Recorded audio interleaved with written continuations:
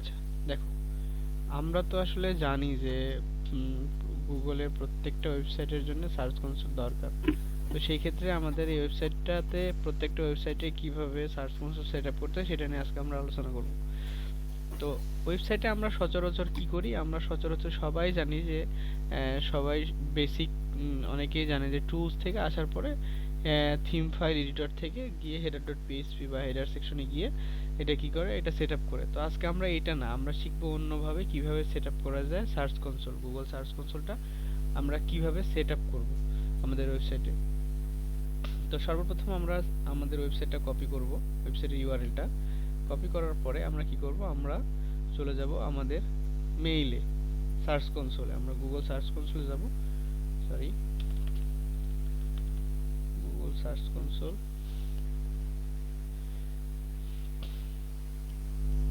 Google search কনসোলে আসার পরে আমরা সার্চ কনসোলে ঢুকবো। ঢোকার পরে আচ্ছা, এখানে আসুন, নেটটা একটু স্লো হচ্ছে। সার্চ কনসোল আসলাম, আসার পরে আমরা কি করব, অ্যাড প্রপার্টি, অ্যাড প্রপার্টিতে আসার পরে আমরা কি করব, আমাদের ওয়েবসাইটের ইউআরএলটা এখানে দিব। দেওয়ার পরে কন্টিনিউ, কন্টিনিউ করার পর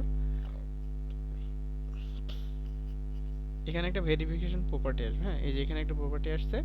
এখানে দেখো যে অনেক রকম অপশন আছে, ঠিক আছে। এখানে কয়েকটা অপশনে আমরা এইচটিএমএল ফাইল দিয়ে ভেরিফাই করতে পারবো। HTML tag, Google analytics, Google tag manager, domain name provider, এই অপশনগুলো দিয়ে আমরা চাইলে এক একটা অপশন আছে আমাদের, ঠিক আছে। প্রত্যেকটা অপশন দিয়ে চাইলে আমরা আমাদের প্রপার্টি ভেরিফাই করতে পারবো। তো আমাদের সব থেকে ইজি মেথড যেটা হচ্ছে, সেটা হচ্ছে এইচটিএমএল ট্যাগ, ঠিক আছে। এখানে আসার পর আমরা কি করব, আমরা এই এইচটিএমএল ট্যাগটা কপি করব। এইচটিএমএল ট্যাগ কপি করার পরে আমরা চলে যাব আমাদের ওয়েবসাইটের ড্যাশবোর্ডে। এটা হচ্ছে আমাদের ওয়েবসাইটের ড্যাশবোর্ড। আসার পর আমরা কি করব, আমরা চলে যাব প্লাগইনে। প্লাগইনে আসার পরে অ্যাড নিউ প্লাগইন, আসার পরে ইনসার্ট হেডার নামে একটা প্লাগইন আছে। শুধু আমরা এখানে যদি লিখি হেডার, হেডার লিখলে দেখবো যে এখানে একটা, এই যে ডাব্লিউপি কোড ইনসার্ট হেডার, ঠিক আছে। এই প্লাগইনটা আমরা কি করব, আমরা এটা ইনস্টল করব। এটা ইনস্টল করে নেই আমরা। ইনস্টল করার পরে আমরা কি করব, এটা অ্যাক্টিভ, অ্যাক্টিভ করে নিই। অ্যাক্টিভ করার পর আমাদের এটা অ্যাক্টিভ হয়ে গেছে, ঠিক আছে। আমরা দেখি তো আমাদের টুলসে, আচ্ছা, এইবার আমরা এই যে এটা আমাদের এই যে ডাব্লিউপি কোড লাইট, এটা অ্যাক্টিভ হয়ে গেছে। এইবার আমরা টুলসে আসার পরে, টুলসে আসার পরে আমরা হয়তো বা এটাকে দেখতে পাবো। হ্যাঁ, বা নিচের দিকে আমরা দেখি তো ডাব্লিউপি, আচ্ছা আমরা জাস্ট এটাকে একটা রিলোড দিই। এই যে কোড স্নিপ, ঠিক আছে, এই যে একটা অপশন আসছে কোড স্নিপ। আমরা যখন এই প্লাগইনটা ইনস্টল করব, ইনস্টল করার পরে আমাদের এই অপশনটা আসবে কোড স্নিপ। এবং এইখানে আসার পরে আমরা এখানে দেখতে পাবো কয়েকটা অপশন আছে, ঠিক আছে। Code snippet, add snippet, header and footer, ঠিক আছে, এই অপশনগুলো আছে। তো আমরা কোথায় যাব, এখান থেকে কোড স্নিপ থেকে যাব হচ্ছে হেডার অ্যান্ড ফুটার, এইখানে আসবো।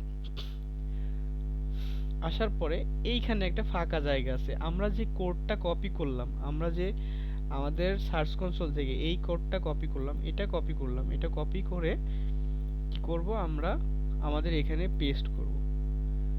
পেস্ট করার পরে save and change, save change দিয়ে দিলাম। এটা আমাদের সেভ হয়ে গেছে। এটা আমরা কি করব, সেভ দিয়ে দিব।